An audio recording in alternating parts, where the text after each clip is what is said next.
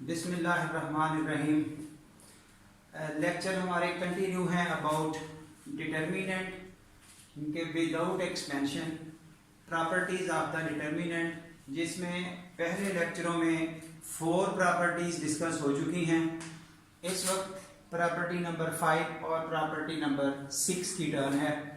तो property number 5 ये है, अगर हमें किसी जगह पर कोई 2 रोज या कोई 2 कॉलम्स कहीं इंटरचेंज करने पड़ जाएं, यानी कि 2 कॉलम ऐसे हैं, इनकी जगह ऐसे कर दी जाए, या 2 रोज इस तरह से हैं, इनकी जगह इस तरह कर दी जाए। ऐसा करने से डिटर्मिनेंट की वैल्यू पर फर्क नहीं पड़ता। ऐसा कर सकते हैं अगर कहीं हमारी रिक्वायरमेंट ऐसी आ जाए, कोई प्रूफ ऐसा आ जाए कि ये बना के दिखाना है, तो ऐसा किया जा सकता है। उस हवाले से डेफिनेशन ऊपर लिखी गई है।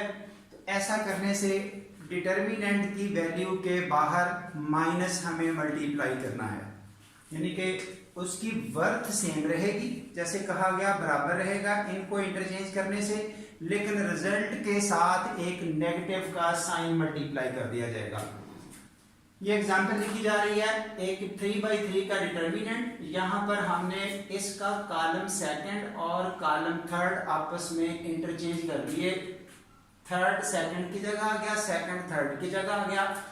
जो रिजल्ट इस डिटर्मिनेंट का आएगा वही इसका आएगा जब इनको एक्सपेंड करेंगे, लेकिन माइनस उसके साथ लग जाएगा। या ये यहीं से बताया जा रहा है कि इस जगह से आगे अगर हम 2 रोज को इंटरचेंज कर दें, इस वाली को, जैसा कि ये 2 रोज इंटरचेंज कर दी गए हैं, रो 1 और रो 2, तो एक माइनस और आना था। वो दोनों माइनस, यानी कि माइनस मल्टीप्लाई बाई माइनस, वो दोनों प्लस हो चुकी, जो कि यहां पर फिर कुछ लिखने की जरूरत नहीं थी। इस तरह से वो डिटर्मिनेंट एज इट इज आप इस क्वेश्चन को अप्लाई कर सकते हैं।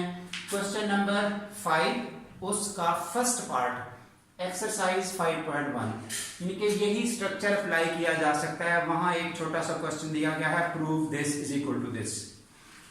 हाँ जी, नेक्स्ट प्रॉपर्टी आ रही है, if all the rows are interchanged into columns, यानी कि अभी पीछे बात हुई थी कोई 2 रोज आपस में इंटरचेंज कर दी जाएं या कॉलम आपस में इंटरचेंज कर दिए जाएं।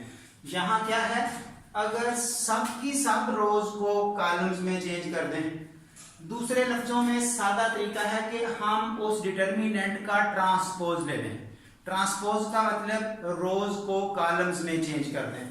तो ऐसी सिचुएशन में डिटर्मिनेंट की वैल्यू पर फर्क नहीं पड़ता।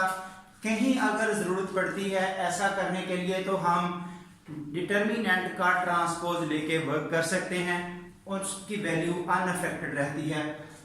एग्जांपल लिखी जा रही है कि अगर ए डिटर्मिनेंट है, इसको सॉल्व किया गया तो आंसर आ गया -2।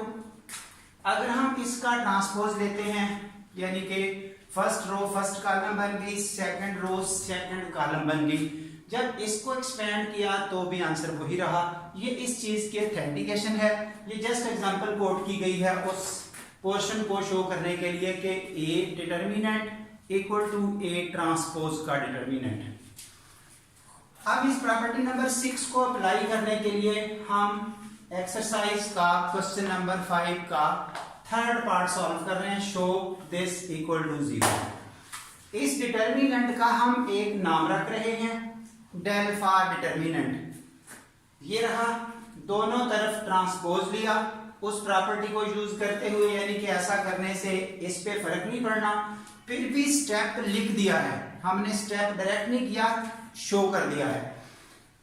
जब ट्रांसपोज सॉल्व किया तो फर्स्ट रो फर्स्ट कॉलम बन गई, सेकंड रो सेकंड कॉलम बन गई, और थर्ड रो थर्ड कॉलम बन गई। ये सब कुछ इंटरचेंज हो गया, रोज कॉलम्स में कन्वर्ट हो गई यहां से। और उसके बाद जो हमारा लास्ट प्रॉपर्टीज पहले स्टडी हो चुकी हैं पिछले लेक्चरों में, कि अगर हम कोई नंबर किसी डिटर्मिनेंट से कॉमन निकालना चाहते हैं, वो या एक रो से आएगा या एक कॉलम से आएगा। तो यहां पर इसके तीनों कॉलम से हम माइनस का साइन आउट कर रहे हैं। अलग अलग या तीनों रोज के साथ भी ऐसा कर सकते हैं।